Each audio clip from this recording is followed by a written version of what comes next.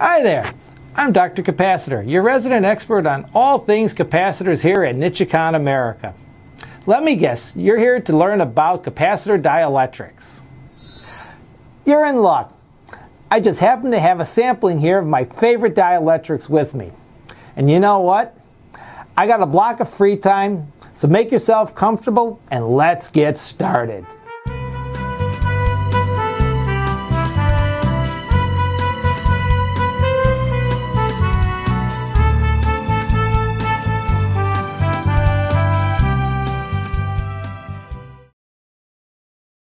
As we all know, it's a big bad world out there filled with capacitors. And our boys are out on the front lines powering technology with a variety of materials we call dielectrics.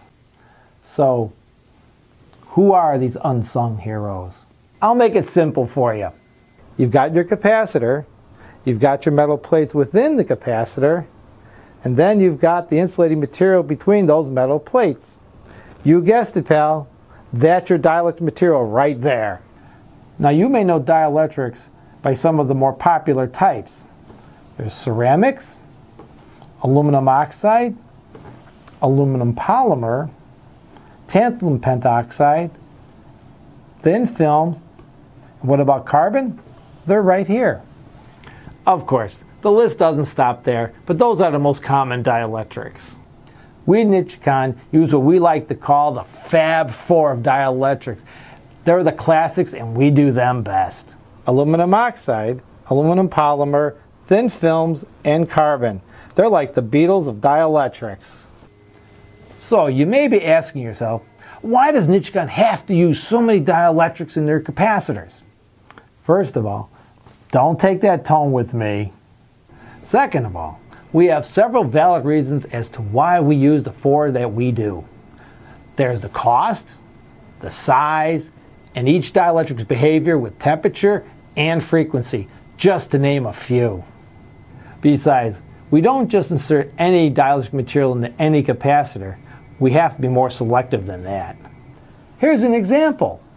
Our industry-leading aluminum electrolytic capacitors are made with aluminum oxide. Our aluminum polymer caps are made using, you guessed it, aluminum polymer. Riddle me this. How do polyester and polypropylene film caps get their names? From the thin films we use to make them. Carbon's a heavy hitter. We use it in our EDLCs, aka supercapacitors or ultracapacitors.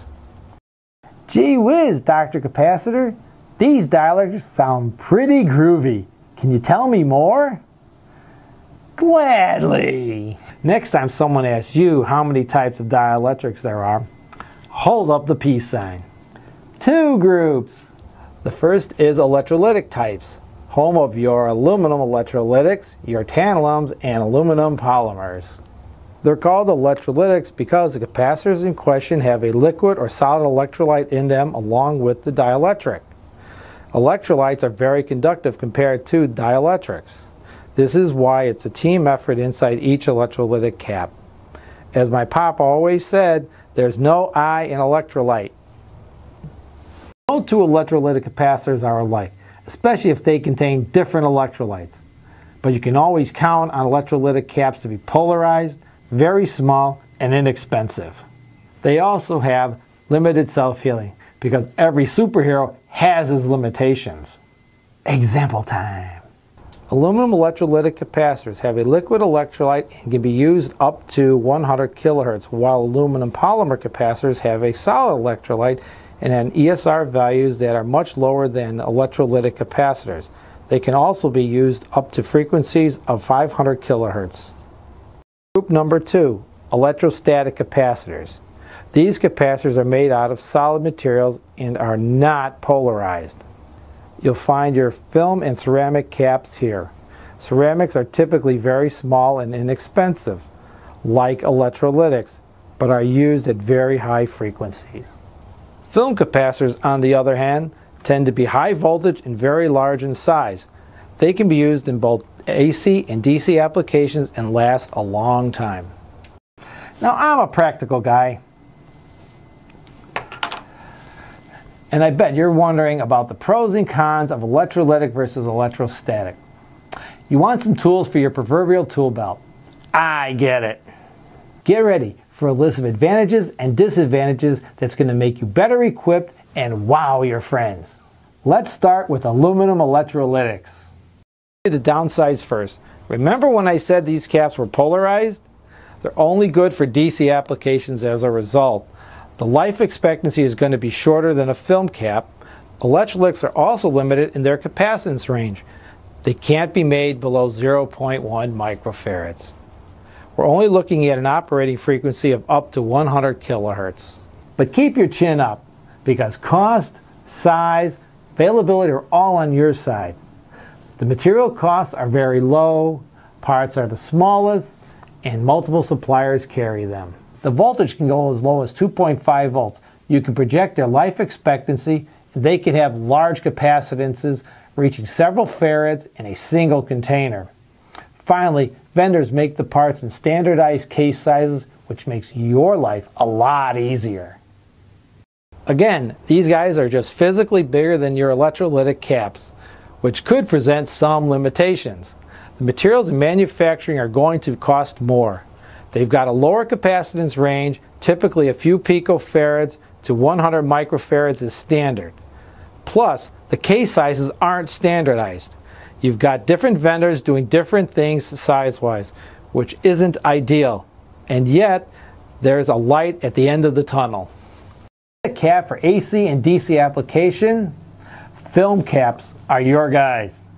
A single package can reach several thousand volts and can withstand very large currents without calling it quits. A film capacitor won't recharge on its own, but it will last for several years without failing or drifting. Lastly, as I mentioned before, they're self-healing. At least the metallized ones are. One more thing, then I'll let you go. How do you know which capacitor and dielectric type are right for your application? I'm glad you asked. Once you know the specifics of your application and you remember this little talk we had, you can whittle down to the cap that's best for your application. Let's say the caps are being used in some AC voltage applications. Well, right away you can eliminate all the electrolytic dielectric caps, since they can only be used for DC applications since they are polarized. That leaves film caps. Look at the different types of film caps for your specific needs. You'll get it right. I believe in you. Listen, my door is always open.